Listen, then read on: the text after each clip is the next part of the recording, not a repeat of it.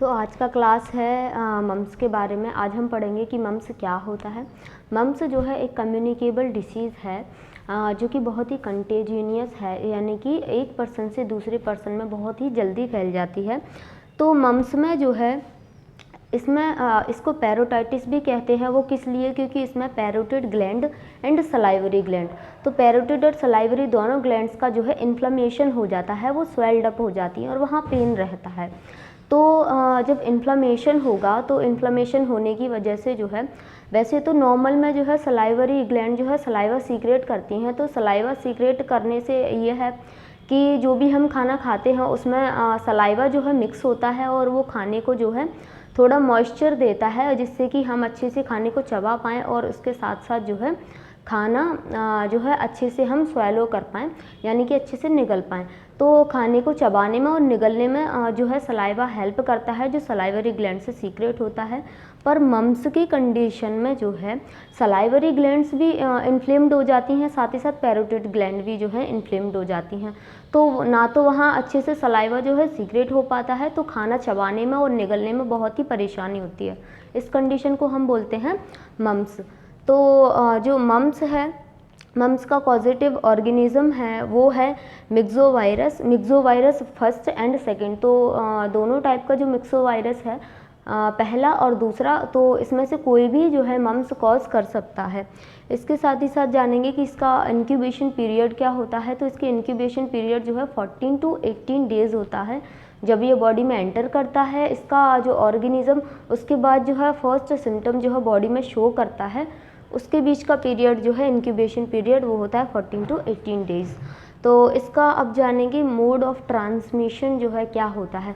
तो mode of transmission जो है मम्स का, वो या तो हम किसी भी इन्फेक्टेड पर्सन के कांटेक्ट में आएंगे, उससे बात करेंगे, बात करते टाइम पर जो है ड्रॉपलेट्स है, तो ड्रॉपलेट्स के थ्रू जो है ये स्प्रेड हो सकता है, उससे बात करने से स्प्रेड हो सकता है, या फिर जो है उसकी यूज़ की हुई चीज़ें जैसे कि टावल हो गया या फिर और कुछ चीज़ें हो गई, उनके रूम में जितनी भी चीज़ें हैं जिनको वो छूते हैं, तो वो सारी चीज़ों से जो है इन्फ्लामेशन, जो मम्स की जो कंडीशन है, मम्स की जो डिसीज़ है, तो मम्स जो है ट्रांसमिट हो सकता है one person to another person, यानी कि इन्फेक्टेड पर्सन से हेल्थी पर्सन में बड़ी ईजिली जो है ट्रांसमिट हो सकता है। अब जानेंगे कि इसके क्या क्या सिम्टम्स होते हैं। तो मम्स में जो है पेशेंट को ना तो जो भी व्यक्ति होगा जिसको मम्स होगा, तो उसको ना तो वो खाना ठीक से चबा पाएंगे, क्योंकि खाने में जब सलाइवा ही कम होगा तो खाने को चबाने में प्रॉब्लम आएगी। साथ ही साथ जो खाना होगा वो बिल्कुल एकदम से जो है ड्राई माउथ रहेगा, तो वो खाना नहीं चबा पाएंगे। इसके अलावा जो है उनको दोनों साइड फेशियल पेन होता है, इस साइड और इस साइड जो है, क्योंकि यहाँ पैरोटिड ग्लैंड जो है वो सिचुएट होती हैं, तो इन साइड जो है दोनों बोथ साइड जो है फेशियल पेन होगा। साथ ही साथ जो है सलाइवरी ग्लैंड्स जो है वहाँ से सलाइवा सीक्रेट होगा, तो वहाँ पर भी पेन रहेगा, इन्फ्लेमेशन रहेगा, उन पर्सन को जो है पेन होगा सलाइवरी ग्लैंड्स में। इसके बाद उनको दोनों साइड फेशियल पेन होगा। इसके साथ ही साथ उनको एब्डोमिनल पेन भी होगा, माइल्ड एब्डोमिनल जो पेन उनको रहेगा। और इसके साथ में जो है पेशेंट में मसल पेन भी देखा जा सकता है, उनको होल बॉडी पेन जो है मसल पेन हो सकता है, हेडेक भी हो सकता है पेशेंट को। और जब वो खाना निगलेंगे तो खाने को निगलने में परेशानी होगी, खाने को चबाने में भी परेशानी होगी, जिससे कि उनका हेडेक जो है वो बढ़ सकता है। अब जब इन्फ्लेमेशन की कंडीशन है तो उसकी वजह से जो है फीवर की कंडीशन देखी जा सकती है। तो पेशेंट को जो है माइल्ड जो है लो ग्रेड फीवर जो है रह सकता है उन पेशेंट को जिनको भी मम्स है, जिनको भी इन्फेक्शन है, तो उनको पेन रह सकता है। पेन के अलावा जो है उन पेशेंट्स को इंसोम्निया रहेगा, क्योंकि वो ठीक से खाना भी नहीं खा पाएंगे, उनको पेन होगा तो बहुत ज़्यादा उनको इरिटेशन होगी, इरिटेशन की वजह से जो है उनको ठीक से नींद भी नहीं आएगी, और उनको एनोरेक्सिया रहेगा, यानी कि उनको भूख नहीं लगेगी, क्योंकि पेन हो रहा है तो पेन की कंडीशन में उनको भूख भी नहीं लगेगी। जानेंगे कि इसमें क्या क्या जो है डायग्नोसिस कर सकते हैं। तो मम्स के लिए डायग्नोसिस में पहले तो हिस्ट्री टेकिंग करेंगे, पेशेंट की हिस्ट्री लेंगे कि उनको क्या क्या प्रॉब्लम्स हो रही हैं। इसके अलावा जो है फिज़िकल एग्जामिनेशन करेंगे, जिसमें कि उनका चेक करेंगे कि उनके कहाँ कहाँ जो है एरिया में, कितने एरिया में उनको स्वेलिंग है और कितने एरिया में उनको पेन है, जो माइल्ड स्टेज में है या फिर सीवियर स्टेज में है, तो वो हम फिज़िकल एग्जामिनेशन में देख सकते हैं। इसके अलावा एब्डोमिनल पेन है, एब्डोमिनल पेन जो है वो भी फिज़िकल एग्जामिनेशन में जो है चेक कर सकते हैं कि किस रीज़न में जो है पेन हो रहा है पेशेंट को। इसके अलावा उस पेशेंट का जो है ब्लड एनालिसिस यानी कि सीबीसी करेंगे, तो ब्लड टेस्ट में जो है पॉजिटिव ऑर्गेनिज्म को देखा जा सकता है। जैसे कि जो भी डब्ल्यूबीसीज होती हैं उनका जो उनका लेवल है वो इंक्रीज़ देखा जा सकता है इन्फ्लेमेशन की वजह से। वहाँ डब्ल्यूबीसी का जो लेवल है वो इंक्रीज़ रहेगा। तो सीबीसी के अलावा जो है मेनली पॉजिटिव ऑर्गेनिज्म के लिए जो है कल्चर कर सकते हैं। तो ब्लड कल्चर में जो है हम देखेंगे कि मम्स का जो मिक्सो वायरस है वो प्रेजेंट है या नहीं है।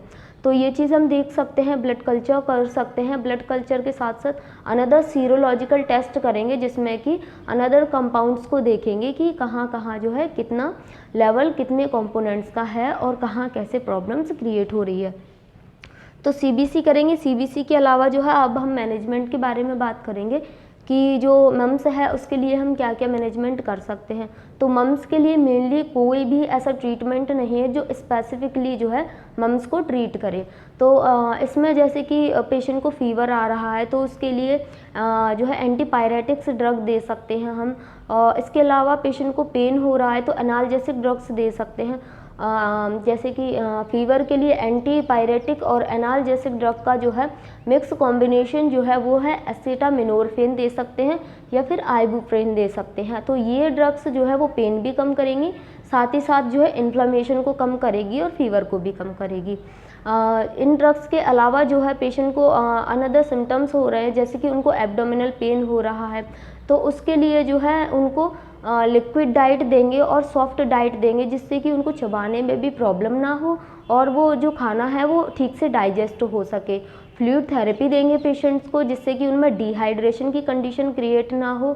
इसके साथ ही साथ जो है हम पेशेंट को अनदर सिम्टम्स के अकॉर्डिंग उनको ट्रीटमेंट देंगे, उनको साइकोलॉजिकल सपोर्ट देंगे और उनका जो है मेंटल स्टेटस उनका चेक करेंगे और उनको सपोर्ट करेंगे साइकोलॉजिकली कि जो डिसीज़ कंडीशन है वो ज़्यादा सीवियर नहीं है और वो जो है ठीक हो सकती है। इसके अलावा हम पेशेंट में अनदर जो है मैनेजमेंट कर सकते हैं, अनदर तरीके से जो है मम्स को ट्रीट किया जा सकता है, जैसे कि MMR वैक्सीन दे सकते हैं हम। ये जो है मोस्टली बच्चों में जो बच्चों को देंगे, जैसे कि मम्स जो है मोस्टली बच्चों को होता है तो बच्चों में टीकाकरण जो है करवाएंगे। MMR वैक्सीन जो है वैक्सीनेट करेंगे बच्चों को।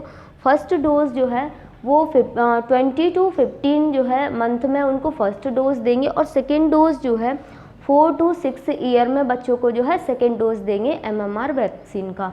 तो इससे हम जो है बच्चों को मम्स से जो है प्रिवेंट कर सकते हैं कि उनमें इन्फेक्शन ना हो, उनमें जो है मम्स डिसीज़ कॉज ना हो। इसके लिए प्रिवेंटिव हम उनको वैक्सीनेटेड उनको कर सकते हैं। साथ ही साथ हम जो है जो नर्सिंग मैनेजमेंट में बात करेंगे तो नर्सिंग मैनेजमेंट में पेशेंट का हिस्ट्री टेकिंग, जो पेशेंट का नॉर्मल रेगुलरली जो है वाइटल साइन चेक करेंगे उनका कि उनका टेम्परेचर राइज तो नहीं हो रहा, टेम्परेचर चेक करेंगे, वाइटल साइन चेक करेंगे, उनका इनपुट और आउटपुट चेक करेंगे कि कहीं उनमें डिहाइड्रेशन कॉज तो नहीं हो रहा है या फिर उनको जो उनका इनपुट है वो ठीक है या नहीं है।